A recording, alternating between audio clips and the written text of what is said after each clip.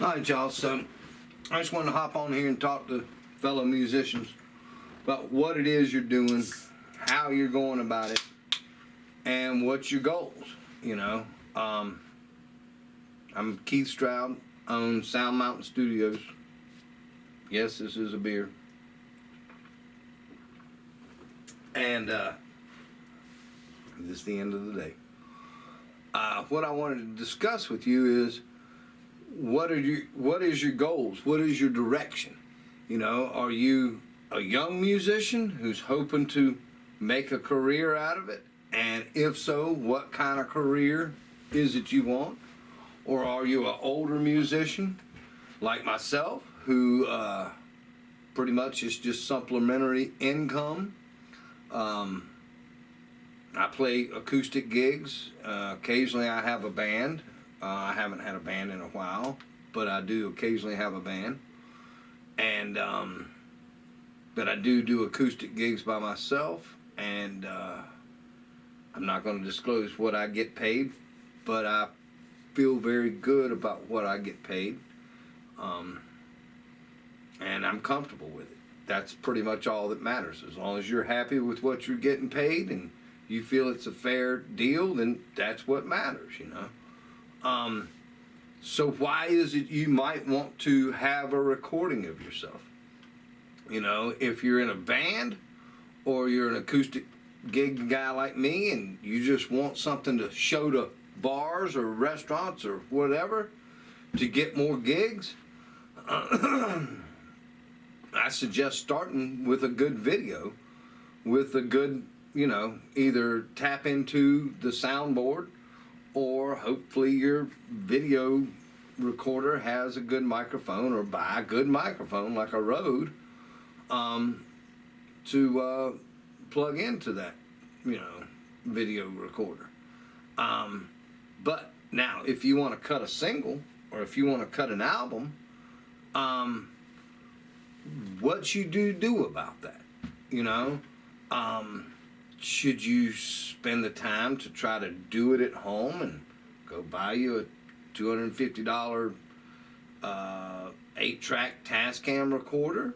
Or should you go get Pro Tools or Studio One, get yourself an interface?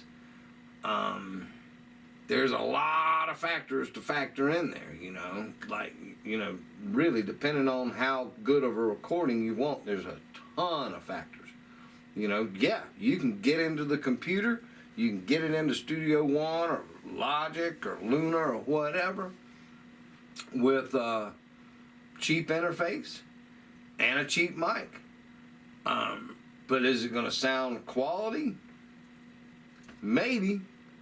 Depends on what you can do with that cheap interface and what you can do with that cheap mic. You know, someone like Andrew Sheps or something could probably do a lot more with it, you know, or one of these big engineers, Mark Rubel, could do a whole lot more with that $200 mic or $100 mic and a $100 interface than you could.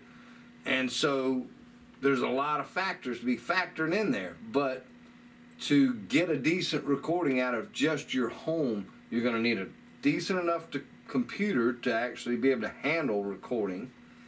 You're going to need a decent enough interface, and I don't mean a $100 interface will work. It'll get it in there. It'll get the job done. Is it going to have the quality of conversion and stuff that a $3,500 interface will? Probably not. Same with microphones. Is a $200 microphone going to be good? Yeah, it can be good. It can even be great. A lot of the best stuff has been recorded with 58s and 57s. I mean, everybody has a 58 and a 57. Everyone. And SM7Bs, a lot of people use those. That's not that expensive of a microphone. So you can do a lot with the more inexpensive stuff. But it all depends on your expertise and what you can do with it and how much time are you willing to spend to get that expertise. You know, would you not rather just go to somebody else who already has the expertise, has the equipment, and can knock it out? That brings along another question.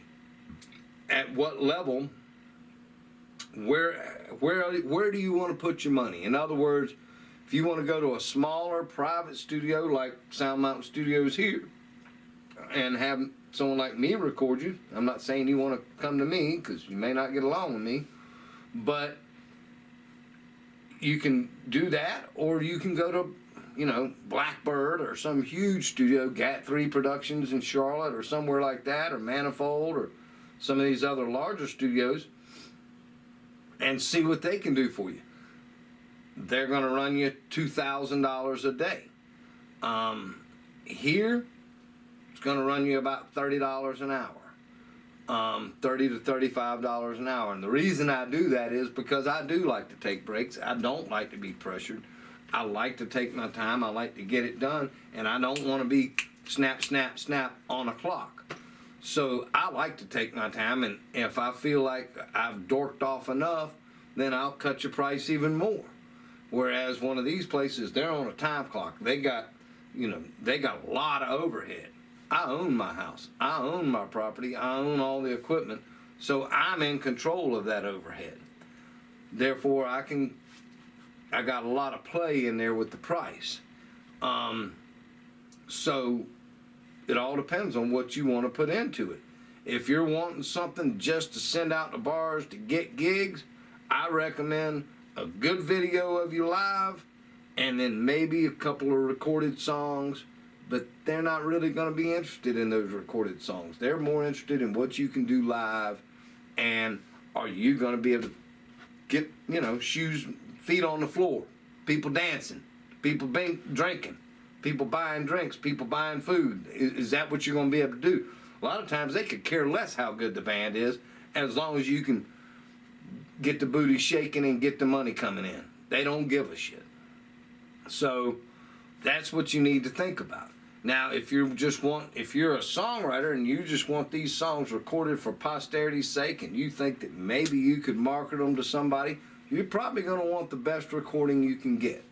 And that's where it gets into, okay, do you want to spend $2,000 a day and run out of money really quick and cost yourself a lot of money and hope that they like it and it pays off for you? Or do you want to make a smaller investment of maybe $500 or $1,000, and you know you're going to come out with something very, very, very similar? And the reason I say that is it's all about that signal chain, you know. And if the signal chain that you're going through at the $1 million studio is no different than what you're going through at the $75,000 studio or $50,000 studio, then you're kind of wasting your money going to that super expensive studio.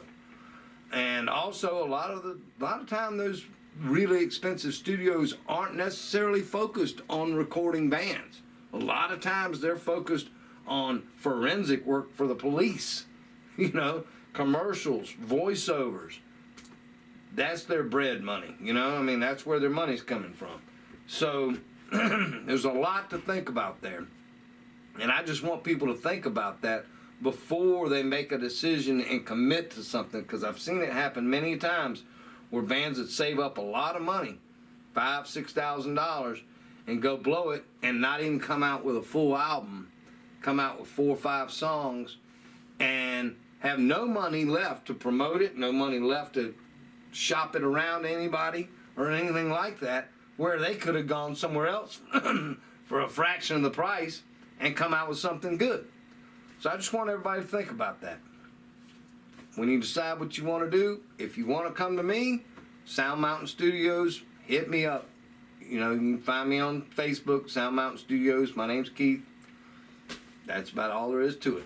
Y'all have a great day now. Thank you.